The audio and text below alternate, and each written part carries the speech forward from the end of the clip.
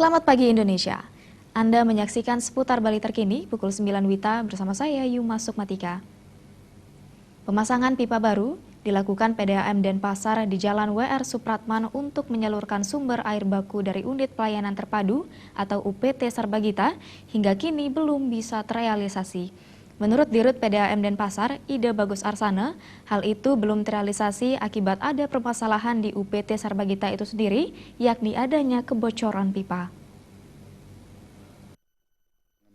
Dirut PDAM Denpasar Ida Bagus Arsana mengatakan pihaknya tidak menampik pipa baru yang telah dipasang di Jalan WR Supratman untuk mendapatkan sumber air baku belum bisa beroperasi hingga kini. Menurut Ida Bagus Arsana, permasalahannya bukan pada pipa yang dipasang PDAM Denpasar, melainkan permasalahannya di UPT Sarbagita sebagai tempat mengambil air baku yang justru ditemui ada kendala di UPT berupa pipa yang mengalami kebocoran.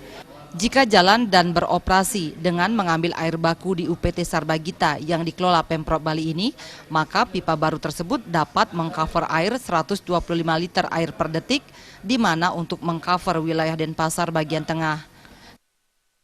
Di Supratman, yang di Supratman pada prinsipnya kita sudah siap, cuman itu kan kembali ke UPT Sarbagita itu.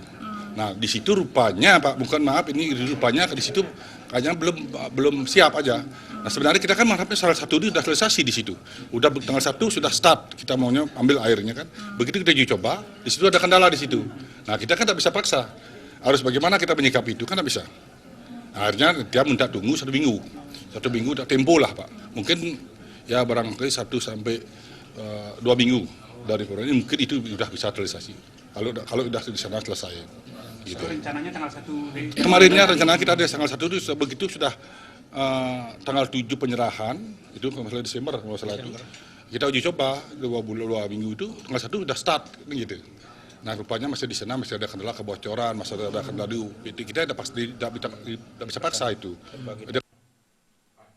Sebagai pimpinan baru di PDAM Denpasar, pihaknya akan terus mengkomunikasikan dengan pihak UPT Sarbagita agar PDAM Denpasar segera bisa mendapatkan sumber air baku guna memenuhi kebutuhan masyarakat dan dalam rangka mengurangi daftar antri pelanggan di PDAM Denpasar yang berjumlah 3.500 pelanggan.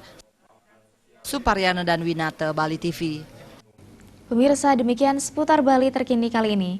Nantikan informasi menarik kami dalam seputar Bali terkini 1 jam mendatang. Salam Indonesia.